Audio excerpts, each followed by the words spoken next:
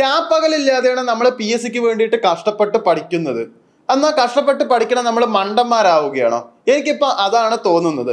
കാരണം പഠിക്കാത്ത ഒരുത്തൻ 1ാം റാങ്ക് എടുക്കുന്നു, പഠിക്കണം നമ്മളോ ലാസ്റ്റ് വരെ തഴയപ്പെടുകയും ചെയ്യുന്നു.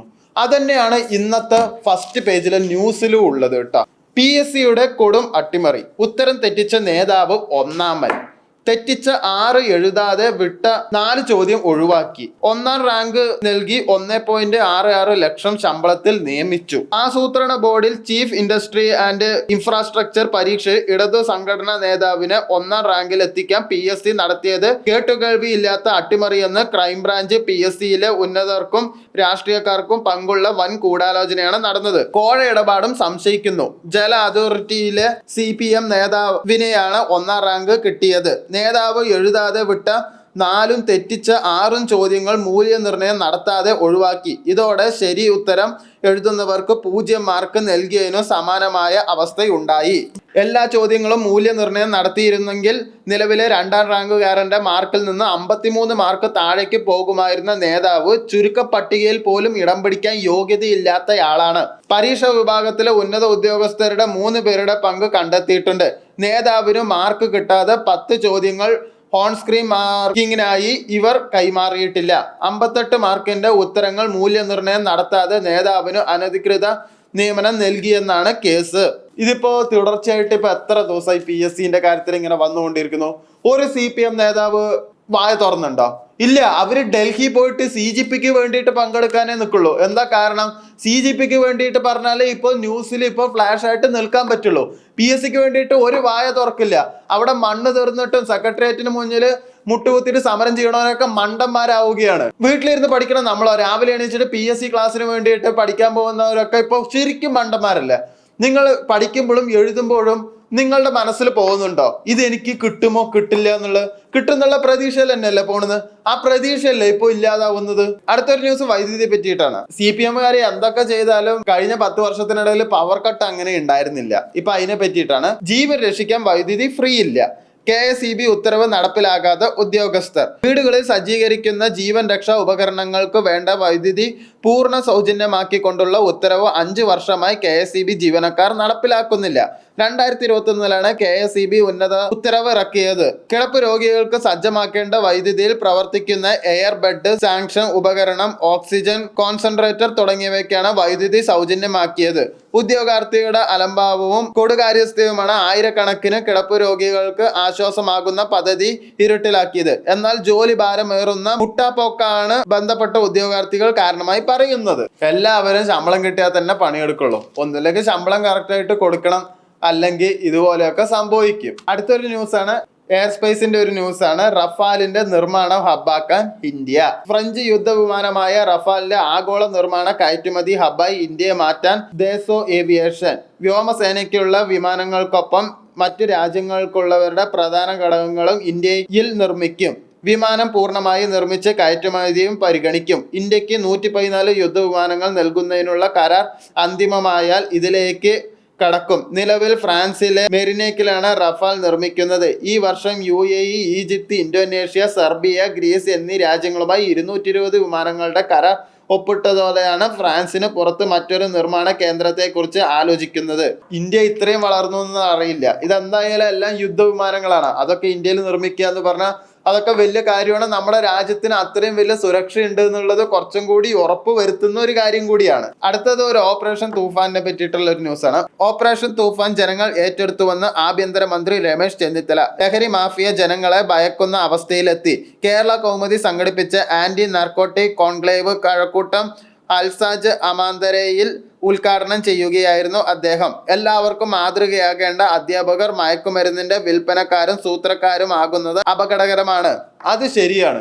നമ്മൾ വിചാരിക്കോ ഇങ്ങനത്തെ അധ്യാപികമാരാണ് ഇപ്പൊ വിൽക്കുന്നതെന്നുള്ളത്? അവർക്ക് കുട്ടികളുടെ അടുത്തേക്ക് മയക്കുമരുന്ന് എത്തിക്കാൻ എത്ര എളുപ്പമാണ്. അവർ ക്ലാസ് പഠിപ്പിക്കുന്നതിന് പകരം കുട്ടികൾക്ക് മയക്കുമരുന്ന് കൊടുക്കുകയാണ് എന്നുള്ളത് നമുക്ക് ഉറപ്പൊന്നുമില്ലല്ലോ. അതിൽ ഒരു അധ്യാപികയാണെങ്കിൽ ഭിന്നശേഷിക്കാരായ കുട്ടികൾക്ക് പഠിപ്പിക്കുന്ന അധ്യാപികയാണ്. ആ കുട്ടികൾക്ക് എന്തെങ്കിലും അറിയോ? അവർക്ക് അങ്ങനെ കൊടുത്തോ ഇല്ല എന്നുള്ളതിൽ ഒരു ഉറപ്പും ഇല്ലല്ലോ. പോരാത്തതിന് ഈ അധ്യാപികമാരെ ശരിക്കും ഇടനിലക്കാരാണ്.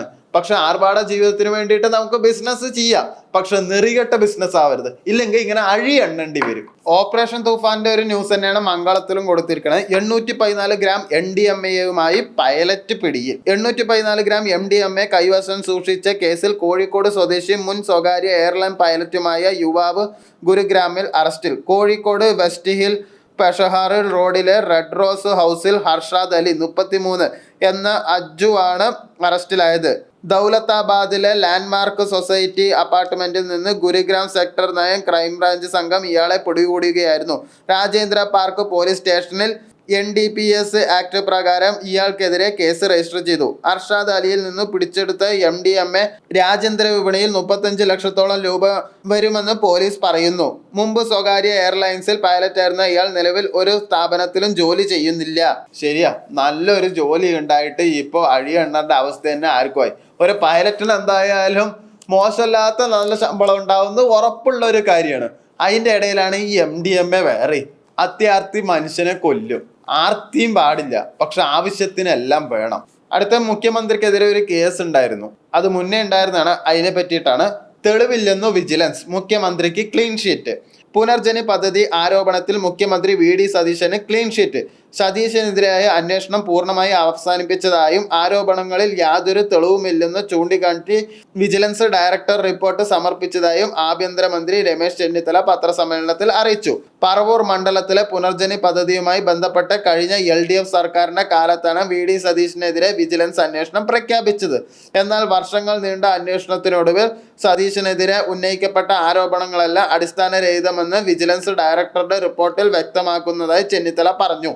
ഉമ്മൻചാണ്ടിക്ക് സോളാർ കേസ്, പിണറായി വിജയന് ലാവലിംഗ് കേസ്, അതുപോലെ തന്നെ VD സതീശന് ഇതുപോലെ വിജിലൻസിന്റെ വേറൊരു കേസ്. അങ്ങനെ എല്ലാ മന്ത്രിമാർക്കും സാധാരണ കേസ് ഉണ്ടാവും. മന്ത്രിയായ പിന്നെ കേസ് അന്വേഷണം ഉണ്ടാവില്ല, അതൊരു സ്വാഭാവികമായിട്ടുള്ള ഒരു കാര്യമാണ്. അതുപോലെ ഒരു മഴയുടെ ഒരു ന്യൂസാണ്. Orange alert. 5 ജില്ലകളിലെ വിദ്യാഭ്യാസ സ്ഥാപനങ്ങൾക്ക് ഇന്ന് അവധി. കനത്ത മഴയെ തുടർന്ന് ഓറഞ്ച് അലർട്ട് പ്രഖ്യാപിച്ച സാഹചര്യത്തിൽ എറണാകുളം, വയനാട്, ആലപ്പുഴ, കാസർഗോഡ്, കോട്ടയം ജില്ലകളിലെ വിദ്യാഭ്യാസ സ്ഥാപനങ്ങൾക്ക് ഇന്ന് അവധിയായിരിക്കും. അംഗൻവാടി, മതപഠന ക്ലാസുകൾ, ട്യൂഷൻ സെന്ററുകൾ, സ്പെഷ്യൽ ക്ലാസുകൾ, പ്രൊഫഷണൽ കോളേജുകൾ ഉൾപ്പെടെയുള്ള സ്ഥാപനങ്ങൾക്ക് അവധി ബാധകമായിരിക്കും. റെസിഡൻഷ്യൽ സ്കൂളുകൾക്കും റെസിഡൻഷ്യൽ കോളേജുകൾക്കും അവധി ബാധകമല്ല. അതുകൊണ്ട് മഴയാണ്, മഴയത്ത് വെള്ളപ്പൊക്കമൊക്കെ ഉണ്ടാവാറുണ്ട്, അതുകൊണ്ട് സൂക്ഷിക്കുക. മഴയായതും കൊണ്ട് വീട്ടിലിരുന്ന് പഠിക്കാൻ ശ്രമിക്കുക.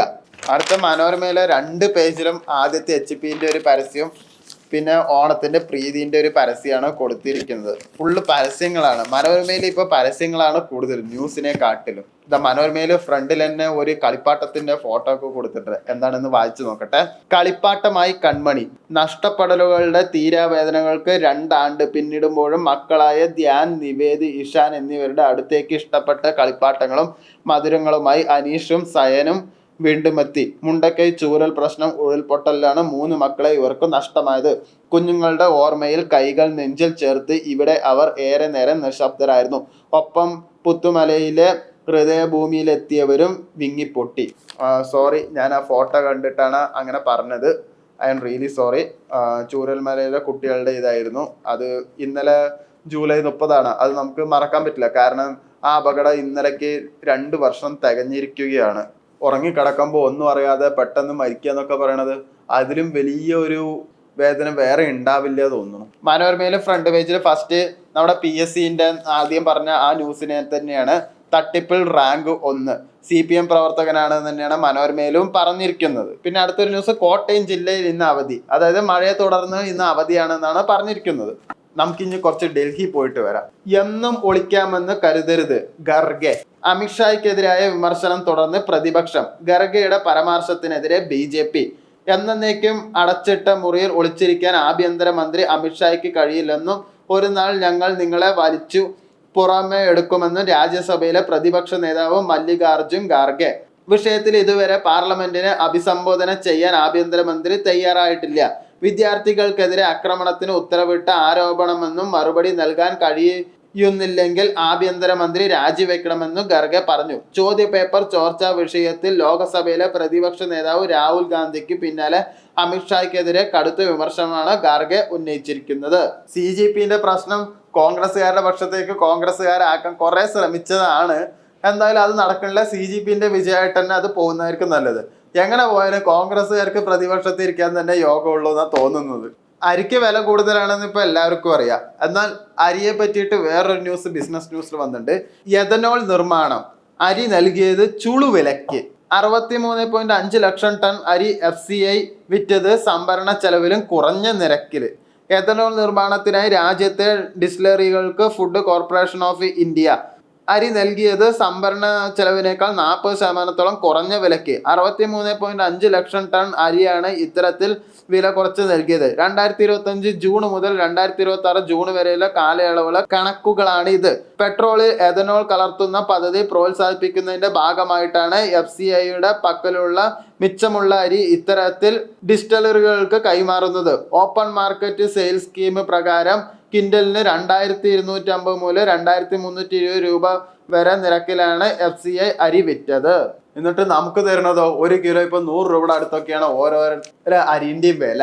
അടുത്ത സ്പോർട്സ് ന്യൂസ് ആണ്. മെഡൽ കാറ്റ് എന്ന് പറഞ്ഞിട്ട് വലിയൊരു ഹൈലൈറ്റ് മനോരമയിൽ കൊടുത്തിട്ടുണ്ട്. ജാവലിൻ ത്രോ ഫൈനലിന് നീരജ് ചോപ്ര ഉൾപ്പെടെ 3 ഇന്ത്യൻ താരങ്ങൾ ഇന്നിറങ്ങും. നീരജിന്റെ ഫൈനൽ ഇന്ന് രാത്രി 12:45. M ശ്രീശങ്കറിനും മുഹമ്മദ് ബാസിലിനും വെള്ളി. കോമൺവെൽത്ത് ഗെയിംസ് വേദിയിൽ വീശിയടിച്ച് തണുത്ത കാറ്റിന് വകഞ്ഞു മാറി ലക്ഷ്യം കണ്ട ജാവലിൻ സൂപ്പർ താരം നീരജ് ചോപ്ര ഉൾപ്പെടെയുള്ള 3 ഇന്ത്യൻ താരങ്ങൾക്ക് സമ്മാനിച്ചത് ഫൈനലിലേക്കുള്ള ടിക്കറ്റാണ്. ഇന്ന് രാത്രി 12:45 ആരംഭിക്കുന്ന ഫൈനൽ പോരാട്ടം സോണി 10 ചാനലുകളിലും സോണി ലൈവ് ആപ്പിലും തത്സമയം കഴിഞ്ഞ ശേഷം പുരുഷ ലോങ് ജമ്പിൽ പാലക്കാട് സ്വദേശി M ശ്രീശങ്കറും പാരാ അത്ലറ്റിക് 100 മീറ്ററിൽ മലപ്പുറം സ്വദേശി മുഹമ്മദ് ബാസിലും നേടിയ വെള്ളി മെഡലുകൾ കേരളത്തിന് അഭിമാനമായി. ബാക്കി കേരളത്തിൽ നിന്ന് എന്തായാലും ആൾക്കാർ പരിശീലിച്ചിട്ടുണ്ട്, പോയിട്ടുണ്ട്. ഞാൻ വിചാരിച്ച കേരളത്തിൽ നിന്ന് ആരും പോയിട്ടില്ല എന്നാണ്. അത് ക്ഷമിക്കണം, എന്തായാലും പോയല്ലോ. കേരളത്തിൽ എന്തെങ്കിലുമൊക്കെ വേണമല്ലോ, എന്തായാലും നന്നായി. അടുത്ത മംഗളത്തിലൊരു ന്യൂസ് ഉണ്ട്. കശുവണ്ടി അഴിമതി കേസ് പ്രതിക്ക് ഉന്നത പദവികളോ? വളരെ മോശം. കശുവണ്ടി ഇറക്കുമതി അഴിമതി കേസിലെ 1-ാം പ്രതിയായ കശുവണ്ടി വികസന കോർപ്പറേഷൻ മുൻ MD KA രതീഷ് സംസ്ഥാന സർക്കാരിന് കീഴിലെ 3 സ്ഥാപനത്തിന്റെ തലപ്പത്ത് തുടരുന്നതിനെ രൂക്ഷമായി വിമർശിച്ച് ഹൈക്കോടതി. 600 കോടി രൂപയുടെ തട്ടിപ്പ് കേസിൽ പ്രതികളായ ഒരാളെ 3 സ്ഥാപനങ്ങളുടെ ഉന്നത സ്ഥാനത്ത് എങ്ങനെ നിലനിർത്താനാകുമെന്ന് ജസ്റ്റിസ് A ബദറുദ്ദീൻ ചോദിച്ചു. ഇതേ സർക്കാർ തന്നെ അഴിമതി കേസിൽ വിചാരണ നടത്താൻ CBIക്ക് പ്രോസിക്യൂഷൻ അനുമതി നൽകിയ ഉദ്യോഗസ്ഥനാണ് ഇത്. എന്നിട്ട് അഴിമതിക്ക് സാധ്യതയുള്ള തസ്തികകളിൽ നിന്ന് നിലനിർത്തിയിരിക്കുന്നു. അതൊക്കെ നല്ല മോശം തന്നെയാണ്. ഒരാൾ കുറ്റാരോപിതനായ അയാൾ ആ പദവിയിൽ നിന്ന് ശരിക്കും പറഞ്ഞാൽ കുറച്ചു കാലത്തേക്ക് മാറ്റി നിർത്തണം. എന്നിട്ട് കേസും കാര്യങ്ങളൊക്കെ കഴിഞ്ഞിട്ട് ആ പദവി തിരിച്ചു നൽകാൻ പാടുള്ളൂ എന്നൊരു ഇന്ത്യൻ നിയമം തന്നെ ഉണ്ട്. എന്നിട്ട് ആ നിയമമൊന്നും ഇവിടെ നടപ്പിലാവുന്നില്ല. ഇതൊക്കെ ആരും നോക്കണമില്ല. അതാണ് ഏറ്റവും വലിയ പ്രശ്നം. അപ്പൊ അത്യാവശ്യം ഇന്നത്തെ പ്രധാന വാർത്തകളെല്ലാം നമ്മൾ ഇവിടെ നിന്ന് നോക്കിക്കഴിഞ്ഞു. അപ്പോൾ പത്രവാർത്താസ് നാളെയായിട്ട് ഞാൻ വീണ്ടും ഉണ്ടാവും. അപ്പോൾ ബൈ ബൈ.